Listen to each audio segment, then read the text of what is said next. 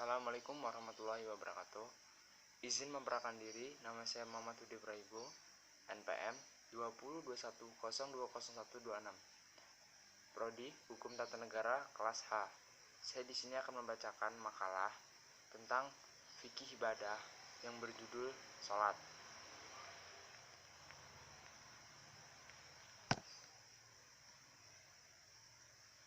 Salat merupakan salah satu tiang bangunan Islam.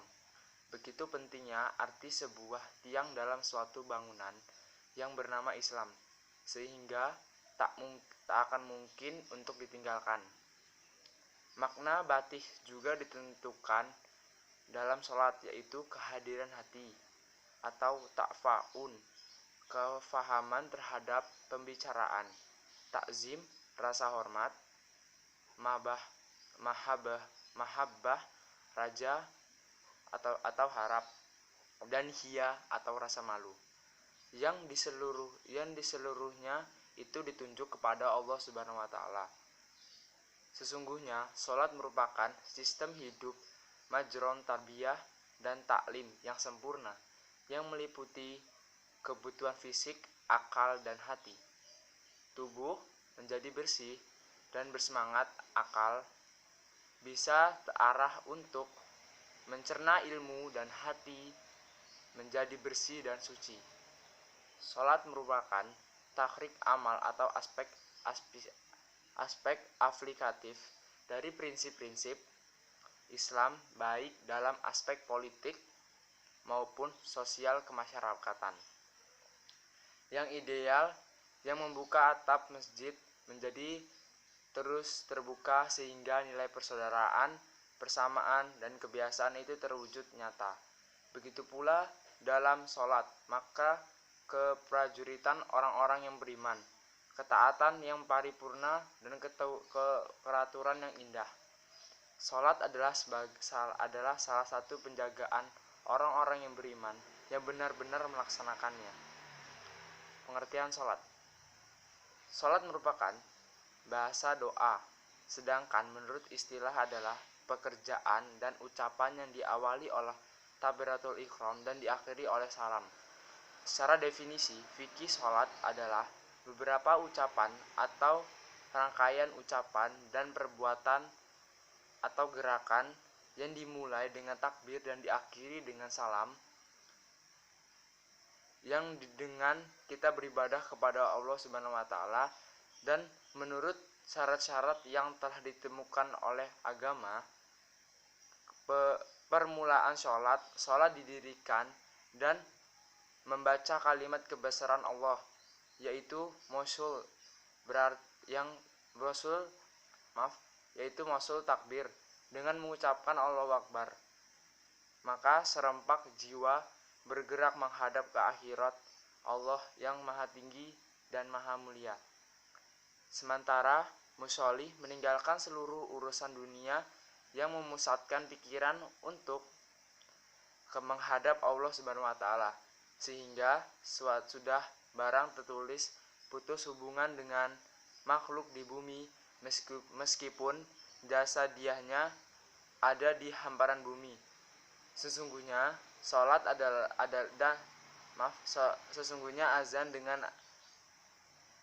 Sesungguhnya salat dengan azan dan iqomah berjamaah dengan ketentuannya, dengan dilakukan di rumah-rumah Allah,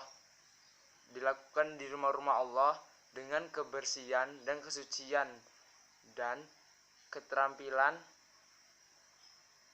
dan penampilan yang rapih menghadap kiblat. Ketentuan waktunya dan kewajiban-kewajiban lainnya seperti gerakan, tilawah, bacaan, dan perbuatan-perbuatan yang dimulai.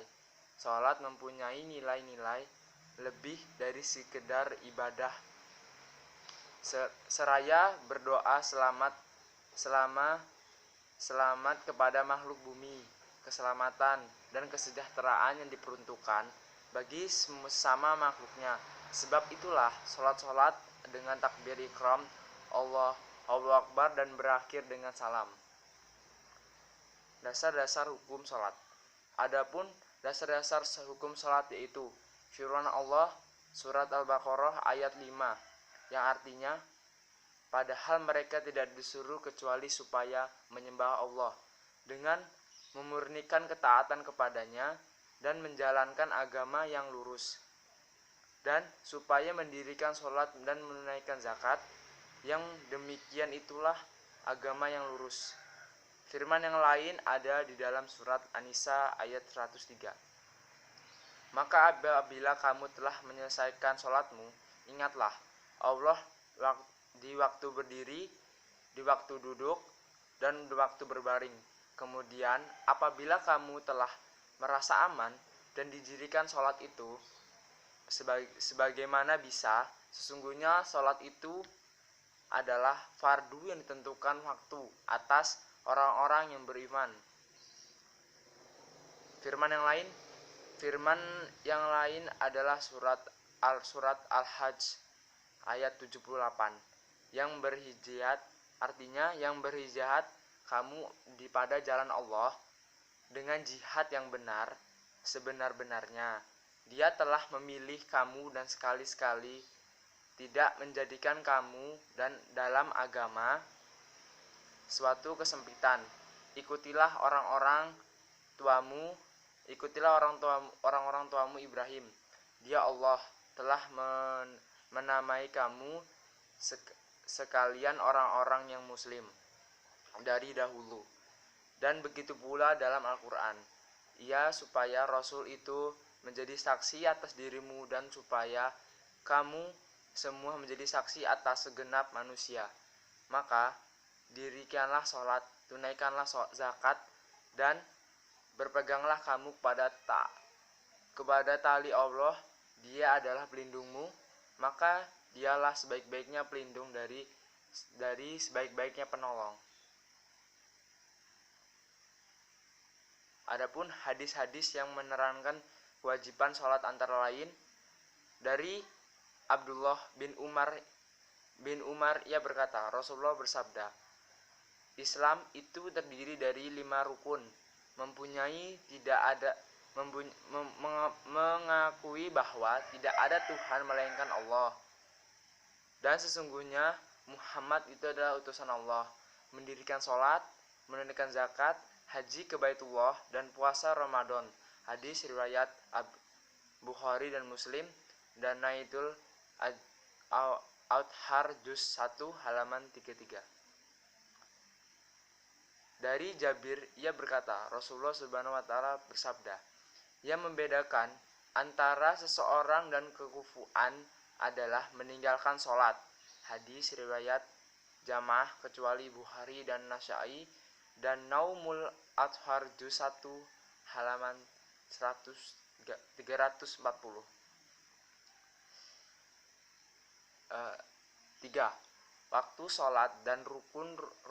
Waktu sholat rukun dan sunah-sunah sholat. 1. Pembagian waktu sholat. Setiap sholat terbagi menjadi waktu setiap sholat terbagi menjadi 6 bagian, yaitu waktu sholat fadilah. Ketika seorang sholat pada waktu itu, maka mendapatkan fadilah awal waktu. Mendapatkan fadilah awal waktu ini dengan sebab menyibukkan diri dengan sebab-sebab sholat. Mulai dari masuknya waktu sholat, kemudian hingga mengejar sholat, dan masuknya waktu sholat. Sebab sholat seperti menjawab azan, bersuci, menutup aurat, dan menunggu jamaah dan sebagainya. Waktu ikhtiar syar'i memilih sholat dikerjakan pada waktu ini, dan terkadang dengan memakruhkan, terkadang tidak makruh. Waktu jamaz, sholat boleh didirikan pada waktu ini, dan terkadang dengan memakruhkan yang terjadi tidak makruh.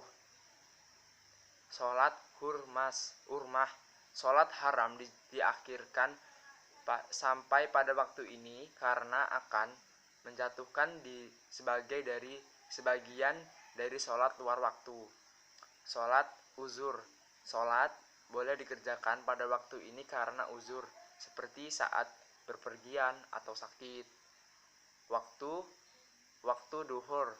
zuhur, waktu luruhur, yaitu akhir waktu ketika menghilang penghalang sholat seperti haid dan lain-lainnya, dan waktu hanya tersisa sekedar takbiratul ihram saja atau lebih. Waktu sholat fardu. Sholat fardu dibagi menjadi 5. 1. Sholat zuhur. Dinamakan sholat zuhur karena sholat ini dikerjakan pada tengah hari. Ada yang mengatakan dinamakan zuhur karena sholat zuhur adalah sholat pertama kali yang muncul pada Islam. Sholat asar. Waktu sholat asar termasuk ketika bayangan suatu sudah menyamai panjangnya selain bayangan istiwa dan lebih sedikit, dan waktunya keluar ketika matahari terbenam. Sholat maghrib. Waktu sholat maghrib masuk tenggelamnya matahari dan keluarnya dengan terbenam, hilangnya naga merah dari ufuk. Sholat isya. Waktu sholat isya dengan hilangnya mega yang berwarna merah, dan waktunya keluar dengan terbitnya fajar shodiq. Waktu subuh. Waktu sholat subuh masuk dengan terbitnya fajar shodiq dan keluar dengan terbitnya sebagian dari sinar matahari. Syarat-syarat sholat. 1. Suci dari hadas besar dan hadas kecil. 2. Suci badan, pakaian, tempat dari najis. 3. Menutup aurat. 4. Mengetahui masuknya waktu sholat. 5. Menghadap kiblat. 6. Mengerti kefarduan sholat. 7. Tidak mengidahkan salah satu fardu dari beberapa fardu tidak mengtidakkan salah satu fardu dari beberapa fardu sholat sebagai suatu yang sunnah. Rukun-rukun sholat. 1. Niat, artinya menjaga dari hati untuk melakukan sholat. 2. Berdiri bagi yang mampu, maksudnya mampu jika dia sudah. 3. Takbiratul ihram. 4. Membaca surat Al-Fatihah. 5. Rukun dengan tumakninah. I'tidal dengan tumakninah. Sujud 2 kali dengan tumakninah. Duduk antara 2 sujud dengan tumakninah.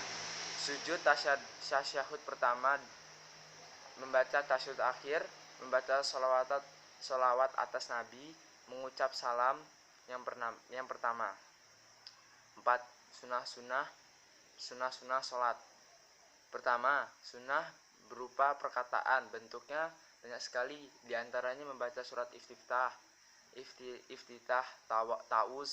tawa'udz, membaca basmalah, membaca surat setelah Al-Fatihah, membaca bacaan ruku, sujud, doa antara 2 sujud lebih dari sekali, doa setelah tasyahud akhir dan lainnya. Kedua, sunnah berupa perbuatan juga dibaca, antaranya mengangkat kedua tangan pada tasyahudul ihram serta tidak akan dan setelah ruku meletakkan tangan di atas tangan kiri dan meletakkan di atas dada, serta berdiri melihat tempat sujud, meletakkan tangan di atas lutut yang saat ruku, menjauhkan perut dan dada, betis pada saat sujud dan lainnya. Hal-hal yang membatalkan sholat. 1. Bercakap. 2. Setiap perbuatan yang menghapuskan sholat, maka hal ini hukumnya membatalkan sholat. Sekiranya bila dilihat orang lain seperti orang yang tidak sholat, para ulama mazhab menyepakatinya. Makan dan minum, ini telah disepakati oleh para ulama, akan tetapi ulama mazhab berkata pendapat mengenai kadar. 4. Suatu yang membatalkan wudu dan menyebabkan mandi seluruh tertawa terbahak-bahak seluruh tertawa terbahak-bahak. Hal ini membatalkan sholat sebagai berikut: 1. Hadas yang mewajibkan wujud atau mandi. 2. Sengaja berbicara. 3. Menangis. 4. Merintih. 5. Banyak gerak. 6. Ragu-ragu dalam niat. 7. Bimbang dalam memutuskan sholat tapi terus melakukannya. 8. Menukar niat dengan sholat fardu dengan sholat yang lainnya. Terbuka auratnya sedangkan ia mampu menutupinya. Telanjang sedangkan ia memiliki pakaian untuk menutupinya. 11. Terkena najis. 12. Mengulang-ulang takbiratul ihram. 13. Menghilangkan ruku dengan sengaja. Mengikuti imam yang tidak patut diikuti karena kekufuannya atau sebab yang lainnya. 15. Menambah ruku dengan sengaja. 16. Masuknya makanan atau minuman ke dalam rongga mulut. 17. Berpaling dari kiblat dengan dadanya.